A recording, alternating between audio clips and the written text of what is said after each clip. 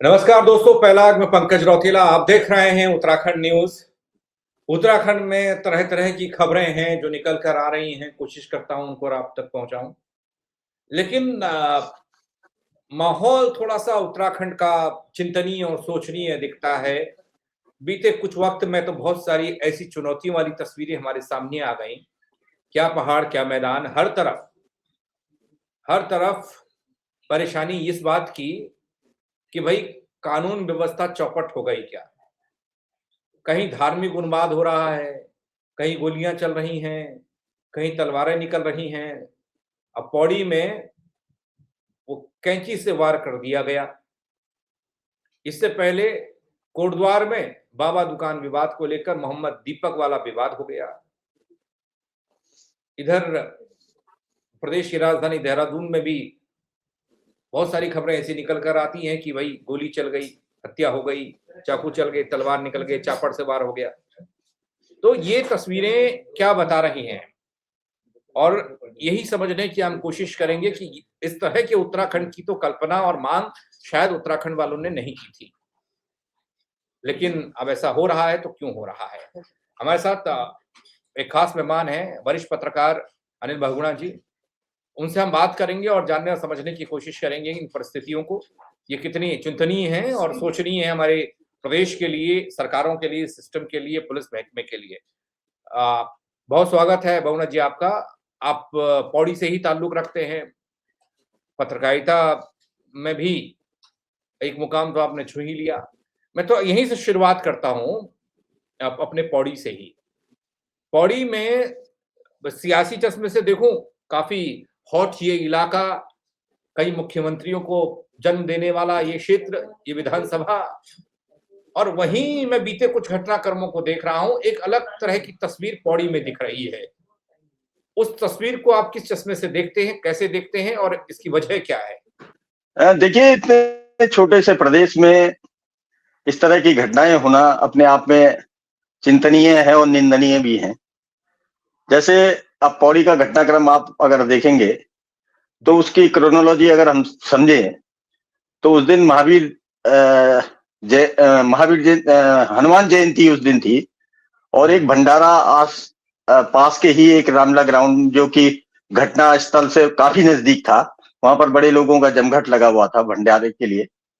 और अचानक इस छोटी सी बात के लिए विवाद हो जाना, ये अपने आप में बड़ी आश्चर्यजनक बात है, जबकि दोनों ही पक्ष एक दूसरे को जानते हैं।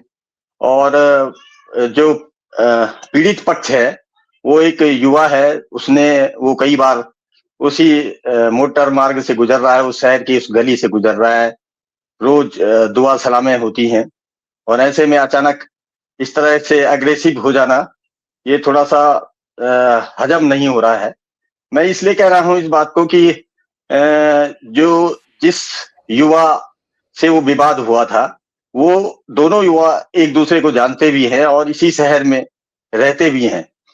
और जो आरोपी पक्ष है, वो उसका लंबे समय से, वो लगभग 62 साल से, तो मैं जानता हूं कि 62 साल से वो यहाँ पौड़ी में रह रहे हैं। इससे पहले उनके वालिद भी यही काम किया करते थे, हेयर ड्रेसर का। तो अचानक की छोटी सी गाड़ी का साइड लग जाना, और उस पर इतना विवाद हो जाना, मारपीट हो जाना, आरोपी पक्ष के साथ में जबरदस्त तरीके से मारपीट हो जाना, इतने में बताया जा रहा है, जो कहा जा रहा है, जो एफआईआर में दर्ज किया गया है कि एक धारदार हथियार से उस पर वार किया गया, जिससे उसके कान पे चोट लग गई है। तो इस सारे मामले को किसी भी बातचीत के जरिए निपटाया जा सकता था, लेकिन ये मामला बहुत गर्म होता चला गया। और फिर एक, आपको पता ही है, जो माहौल बनता है उसके हिसाब से उनके दुकान पे तोड़ फोड़ की गई। आसपास की दुकानों, उसके बगल में एक दुकान और थी, उसको भी तोड़ा गया। तो ये बातें बहुत दुखदाई होती हैं। और इतने से छोटे शहर में, जहां लोग व्यक्तिगत रूप से एक दूसरे को जानते हैं, माता पिता के हिसाब से भी जानते हैं, और उन्हीं स्कूलों में वो बच्चे पढ़े हैं, उन्हीं कॉलेजों में वो बच्चे पढ़े हैं, और आपस में इस तरह से भिड़ जाना और उसे एक सांप्रदायिक रंग दिया जाना, ये बहुत निंदनीय और चिंतनीय है, बहुत दुख भरा भी है। जी, हाँ एक पंकज। हमने हाँ। बड़ा प्रदर्शन देखा, बंद रहा बाजार, शहर बंद रहा, शटर डाउन कर दिए गए। कई आंदोलनकारी महिलाएं हमें तस्वीर में दिखाई दी, जिसमें अपनी रावत जी भी थी, कमला रावत जी। उनका आक्रोश भी इस बात को लेकर था कि ये सब चीजें और इसके पीछे नशा भी फल फूल रहा है, और वो भी एक कारण बताया जा रहा है। शराब की दुकानों का विरोध हो रहा है, उस पर कोई सुनता नहीं। इससे पहले मोहम्मद दीपक वाला विवाद आप जानते ही हैं, उस पर भी कुछ इसी तरह से तूल दिया गया। तो मतलब करना क्या चाहते हैं? कौन कौन इस चिंगारी को भड़का रहा है, हवा दे रहा है कि ऐसा हो? और मैं ऐसा देख रहा हूँ कि चुनाव नजदीक है और तो ज्यादा इसको हवा दी जा रही है, फूंक जोर से मारी जा रही है। क्या ये सच है?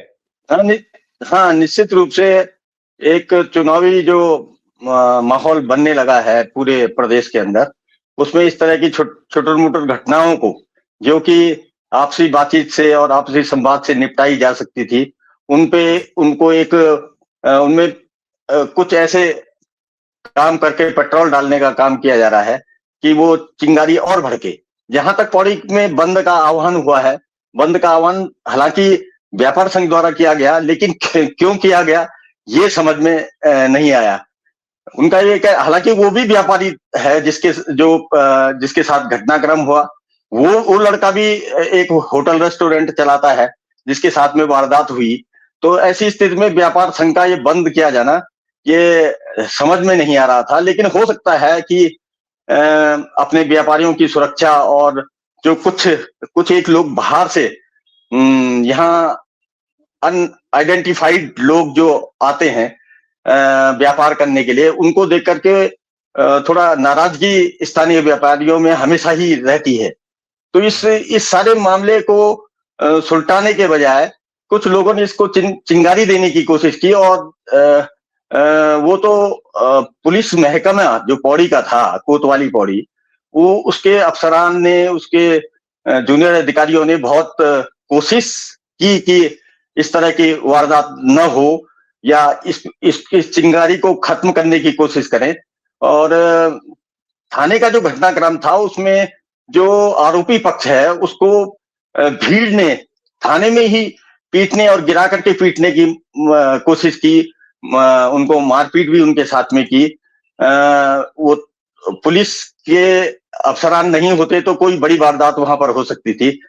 तो इस तरीके से इस सारे मामले को एक लंबा तूल देने की कोशिश की गई कि ये भड़क जाए ये मामला। और इसी प्रकरण में कुछ आसपास के शहरों से भी जो बयानबाजी हम देख रहे हैं सोशल मीडिया पे, ये इस मामले को और भड़काने की कोशिश की जा रही है, जबकि ऐसा नहीं होना चाहिए था। इस मामले को किसी तरीके से सुलझाना चाहिए था। ये छोटा ये शहर वो शहर है पंकज, इस शहर में वो मुसलमान भी रहते हैं जो अल्लाह कसम नहीं और भगवान कसम की बातें करते हैं। ये शहर वो शहर रहा है जहां यहाँ की रामलीलाओं में यहाँ के मुसलमान समुदाय के लोगों की महत्वपूर्ण भूमिकाएं रहे हैं। वो अपने किरदार भी निभाते रहे हैं, वो मंचों को सजाने का काम करते रहे हैं, वो आतिशबाजी का काम करते रहे हैं।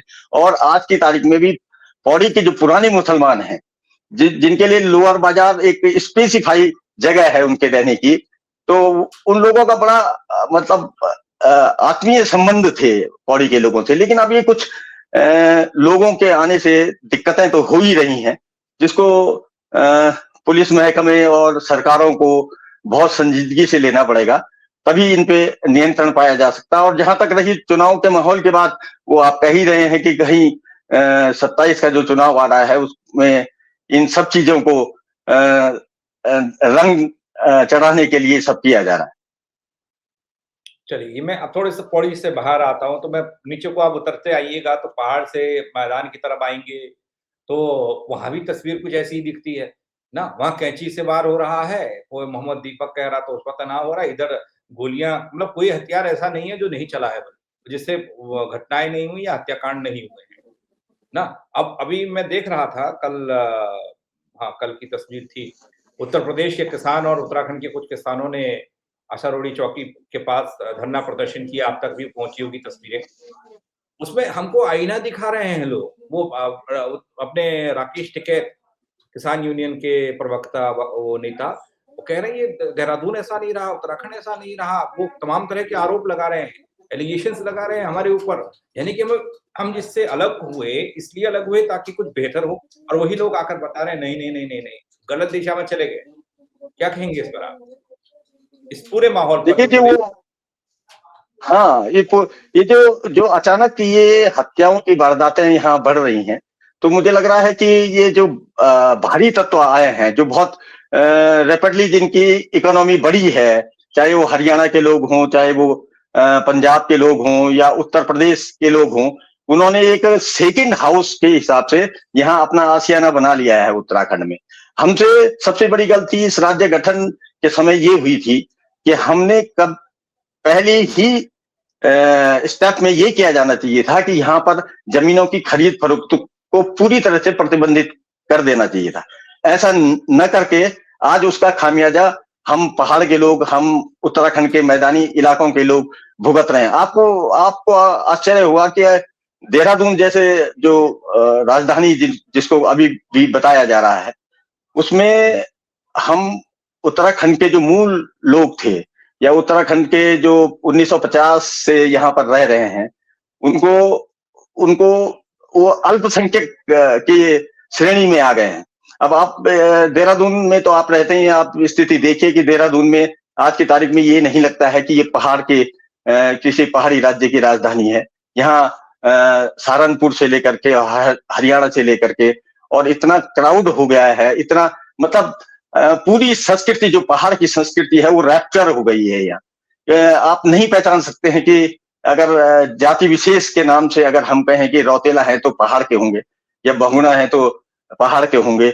आज स्थिति ये हो गई है कि पूरा हमारी संस्कृति रैप्चर हो गई है, हमारी बोली खत्म हो गई है, हमारी भाषा खत्म हो गई है, हमारा रहन सहन खत्म हो गया है, हमारा कल्चर खत्म हो गया है। और जिस देश, जिस गांव, जिस प्रदेश का कल्चर खत्म हो जाता है, वो प्रदेश, वो गांव, वो देश कभी बहुत तेजी से विकास नहीं करता है। जहां तक उत्तराखंड की बात है, उत्तराखंड में स्थितियां दिन प्रतिदिन खराब होती जा रही हैं, जिसको संभालने के लिए कुशल नेतृत्व की आवश्यकता है या इस मुख्यमंत्री को बहुत सख्त कदम इसमें उठाने पड़ेंगे। आज ही की घटना है, आज एक चूना भट्टा की तरफ एक डेड बॉडी का मिल जाना, वो और पिछले 15 दिन 20 दिन पहले भी एक डेड बॉडी का वहां पर मिलना, आखिर इस प्रदेश की राजधानी में हो क्या रहा है, किस तरीके से यहाँ स्मैक आ रहा है, किस तरह से यहाँ चिट्टा आ रहा है, किस तरह से यहाँ गांजा आ रहा है, कौन पैडलर है,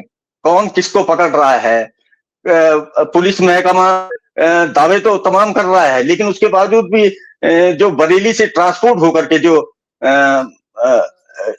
जो नशा यहाँ उत्तराखंड में ग्रामीण रास्तों से भेजा जा रहा है, उस पर सख्त निगाह रखने की जरूरत है और सख्त कार्रवाई करने की जरूरत है। स्थिति प्रदेश की बहुत दिन प्रतिदिन खराब हो रही है, इसको नियंत्रित करना ही पड़ेगा, वरना इस प्रदेश की हालत बहुत बदतर से बदतर होने जा रही है। पंकज सर, ये हमारी जो संस्कृति, बोली, जो जिस पर डेंट लग गया, जो खतरे में पड़ गई, इसके लिए हम लोग तो जिम्मेदार है ही हैं, मतलब आम इंसान, उत्तराखंड का उत्तराखंडी। अब वो अपन भाषा में बुलाने ज्यादा वो हिंदी में, अंग्रेजी में ज्यादा पसंद कर रहा है ना, तो लेकिन थोड़ा प्रशासनिक और सरकारों की जिम्मेदारी क्या हम तय कर सकते हैं। हम ये कह सकते हैं कि इनके लिए लॉयल्टी सरकारों की होनी चाहिए या इस तरह की योजनाएं होनी चाहिए। हम अपने विधायकों को देखते हैं, हम अपने सांसदों को देखते हैं, अपने नेताओं को देखते हैं, तो उनके रवैये को आगे चलकर वैसे ही फॉलो किया जाता है। कई लोग ये तंज मारते हैं कि भाई पहाड़ का नेता मैदान में रहना पसंद करता है, नहीं, वो घर आंगन में वो अपने जो दीवार होती है, कोई कहते हैं मेरे इधर, उसमें बैठने से ज्यादा वो सोफों को पसंद करता है।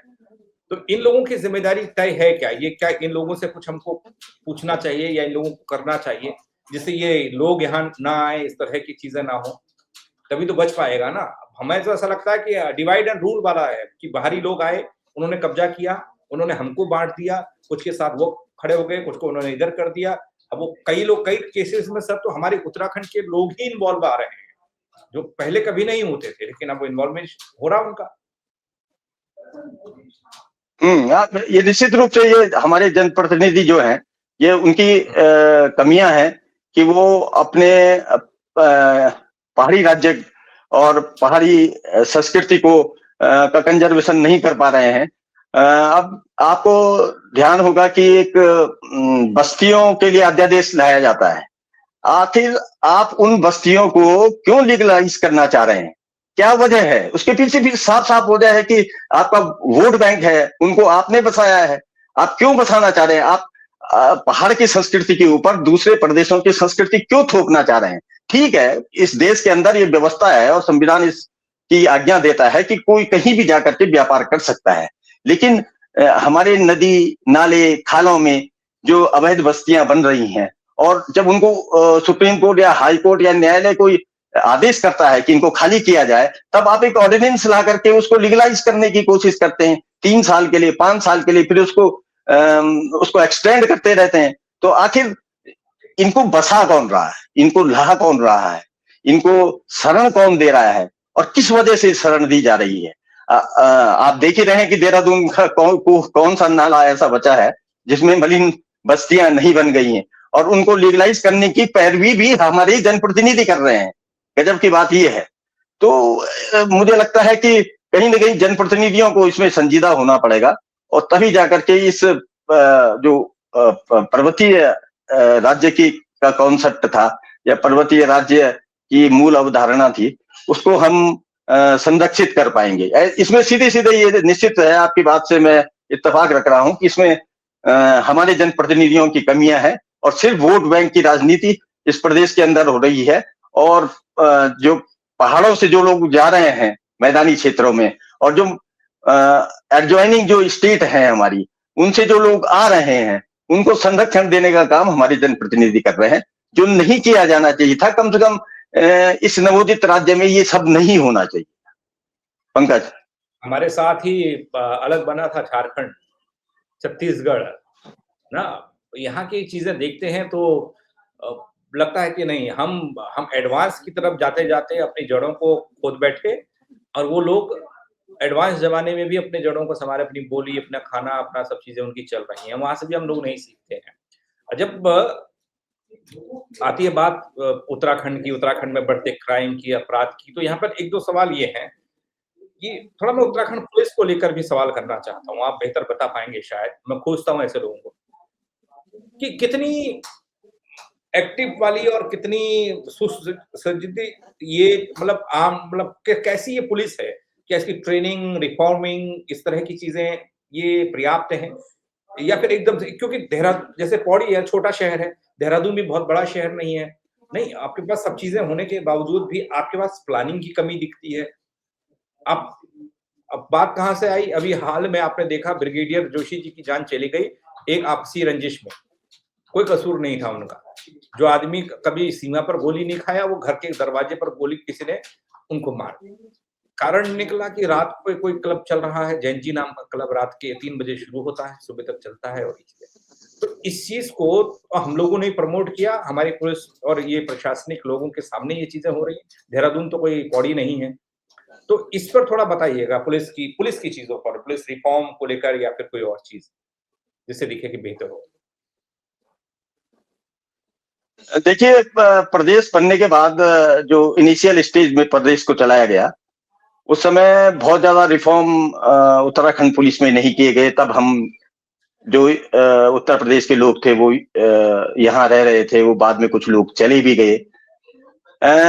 सबसे महत्वपूर्ण बात यह है कि प्रदेश का डीजीपी जो दीपम सेठ साहब हैं, वो बहुत बेहतरीन पुलिस कॉर्प्स में जाने जाते हैं, लेकिन उसके बावजूद भी स्थितियां ऐसी बन जाएं इस प्रदेश के अंदर, अपने आप में आश्चर्यजनक बात है। और मैंने जो पूरा सिनेरियो देखा है इतने लंबे टाइम से, ये मुझे लगता है कि पुलिसिंग का इस्तेमाल हमारे राजनेता अपने लिए और अपने फायदे के लिए और कुछ धन अर्जन के लिए इनको ज्यादा करने लगे हैं।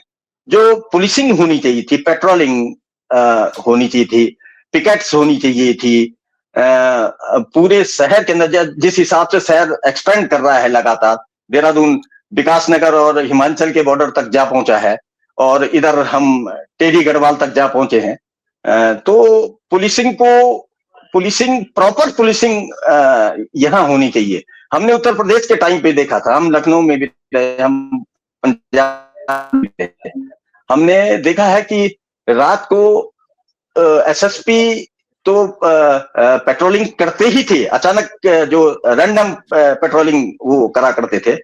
उसके अलावा डीजीपी भी कभी कभार जो है वो अपने क्षेत्र में पुलिसिंग अचानक औचक निरीक्षण के लिए पहुंचते थे कि कहाँ पिकेटिंग लगी है, कहाँ पेट्रोलिंग हो रही है।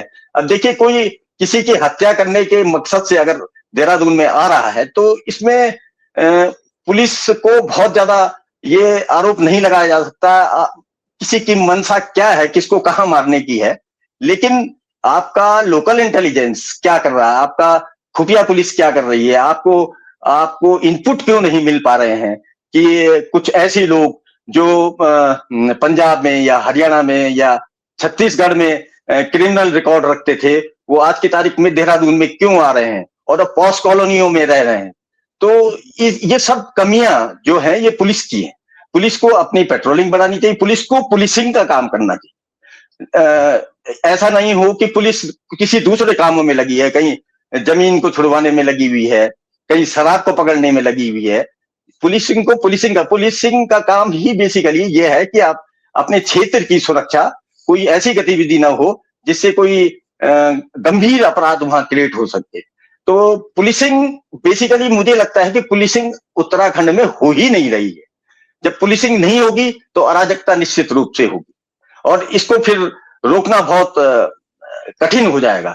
जब अराजकता बढ़ेगी तो पुलिस भी कुछ नहीं कर पाएगी और फिर ये जो पुलिस ऑफिसर्स हैं, इनकी जो ट्रांसफर पोस्टिंग का सिलसिला है, इनके संबंध लंबे टाइम तक एक जिले में रहने के वजह से, एक कस्बे में रहने की वजह से या एक मुख्यालय में रहने की वजह से इनके जो संपर्क बन जाते थे, उसके ही दुष्परिणाम ये सब है। चलिए, वो छोटा सा सवाल, मतलब सवाल मेरे दो होंगे लेकिन जवाब बहुत छोटे में दीजिएगा, छोटा सा ही कर रहा हूँ। आपने बहुत सारे डीजीपी देखे होंगे, लॉ एंड ऑर्डर के मामले में काफी एक्टिव और जिसके पास बहुत सारी चीजें थी, तकनीक था, और वो उस दौर में आपको ऐसा लगा कि हाँ नहीं ठीक है, लॉ एंड ऑर्डर, वो कौन सा दौर था? और जब पहाड़ को बचाने, पहाड़ की संस्कृति और उसके रीति रिवाज, खान पान पर जब खतरा मंडरा रहा है, वो कौन सी सरकार और कौन सा मुख्यमंत्री ऐसा लगता है आपको जिसने थोड़ा सा कुछ काम किया हो, कहीं पर ऐसा लगा हो? बस यही दो सवाल है। ये देखिए, जब ये उत्तराखंड बनने की तैयारी में था तब एक मिस्टर एलपी मिश्रा साहब हुआ करते थे, वो आईजी रेंज गढ़वाल भी रहे हैं। वो उत्तर प्रदेश के टॉप 10 ईमानदार आईपीएसओ में उनकी गिनती होती थी। तो ऐसी ही एक वारदात, तब छोटी सी वारदात एक पौड़ी में हुई थी, लेकिन उन्होंने किस हिसाब से मैनेज किया। उस समय इतने पत्रकार भी नहीं हुआ करते थे, बहुत कम लोग पत्रकारिता करते थे, तो उन्होंने किस हिसाब से सारे प्रकरण को, वो मामला भी मुस्लिम युवक द्वारा हिंदू लड़की को भगाए जाने वाला मसला था, उसमें भी ऐसी दुकानें तोड़ी गई थी, लेकिन उन्होंने तत्काल, तब रेंज आईजी लगातार गढ़वाल में बने रहते थे, उन्होंने तत्काल खुद पेट्रोलिंग की थी, खुद व्यवस्थाएं संभाली। उस समय पौड़ी में एसएसपी नहीं हुआ करते थे, एसपी एक पुलिस अधीक्षक हुआ करते थे और एक सीओ सिटी हुआ करते थे, बस इतना ही पुलिस महकमा था, और थाना कोतवाली हुआ करता था। तो लेकिन एक डीजीपी स्तर के आदमी को रात को पेट्रोलिंग करना, आईजी रेंज के स्तर के अधिकारी का रात को पेट्रोलिंग करना, पुलिस से कोऑर्डिनेट करना, जनता से कोऑर्डिनेट करना, जो शहर के जो ग्रुप थे, अमन ग्रुप थे, जो जिनको शांति ग्रुप कहा जाता है, उनसे मीटिंग करना, मुश्किल से 6 घंटे के अंदर सारा विवाद उन्होंने निपटा दिया था। मुझे ये लगता है कि एक सख्त रवैया मुख्यमंत्री जी को इसमें लेना चाहिए था और डीजीपी को निर्देश करने चाहिए थे कि इस तरह की कोई वारदात अगर उत्तराखंड में दोबारा होगी तो उसका सख्त संज्ञान लिया जाएगा। एसएसपी काम करने की स्थिति में नहीं होते हैं। एसएसपी, जिस दिन ये घटना हुई उस दिन भी पौड़ी में एसएसपी की गैर मौजूदगी थी, संभवतः वो सरकारी कार्य से कहीं रहे होंगे, लेकिन एक मुखिया का रहना अपने आप में पुलिस को एक्टिवेट करता है। जब मुखिया नहीं रहेगा पुलिस एक्टिवेट कम होती है। तो हमारा ये कहना है कि पूरे पूरे सिनेरियो में जो है पुलिसिंग ज्यादा बेहतर होनी चाहिए, तभी ये सारी वारदातें रुक सकेंगी। जहां तक मुख्यमंत्री का सवाल है, तो मैंने नरेंद्र तिवारी जी का कार्यकाल भी देखा है। नरेंद्र तिवारी जी बहुत सहनशीलता से गुस्सा भी बर्दाश्त करते थे और अधिकारियों पे भी अपना चेक रखा करते थे। तो अब चूंकि अब राजनीति बहुत ज्यादा हो गई है, इसलिए हमारे मुख्यमंत्री, हमारे नेतागण, हमारे कैबिनेट मंत्री, वो सब राजनीति में ज्यादा रहते हैं बजाय प्रदेश के अमन चैन को देखने के लिए। चलिए, बहुत शुक्रिया सर, आपने बहुत सारे सवालों के जवाब मेरे दे दिए और जनता के सवाल अक्सर मेरे जरिए आप लोगों तक आते हैं। बहुत शुक्रिया, आपने वक्त दिया और जवाब मिले होंगे शायद। तो थोड़ा सा एक जानने और समझने की कोशिश की, पौड़ी और अपने पहाड़ में क्यों तनाव और मैदानी इलाकों में क्यों बवाल, को क्या है कारण, किस तरीके से होगा समाधान, ये जानने की कोशिश चर्चा के जरिए मैंने की है, क्योंकि हम लोग उतना नहीं जानते जितना हमारे वरिष्ठ जानते हैं, वो बेहतर बता सकते हैं। और आपको ये मुलाकात, ये बातचीत बहुगुणा जी से कैसी लगी, आप कमेंट के जरिए जरूर बताइएगा, शेयर कीजिएगा, ताकि लोग भी बता पाए उनके मन में क्या सवाल हैं, क्या कारण है और कहाँ पर चूक हो रही है, लेक्चर्स कहाँ पर है, क्या हो सकता है। ये सब जब आप शेयर करिएगा तो लोग बता पाएंगे, एक दूसरे को दिखाइएगा। फेसबुक पर देख रहे हैं तो फॉलो कीजिएगा दगड़ियों, यूट्यूब पर देख रहे हैं तो सब्सक्राइब करना ना भूलें। मेरे साथ जुड़ने के लिए बहुत शुक्रिया। जय उत्तराखंड।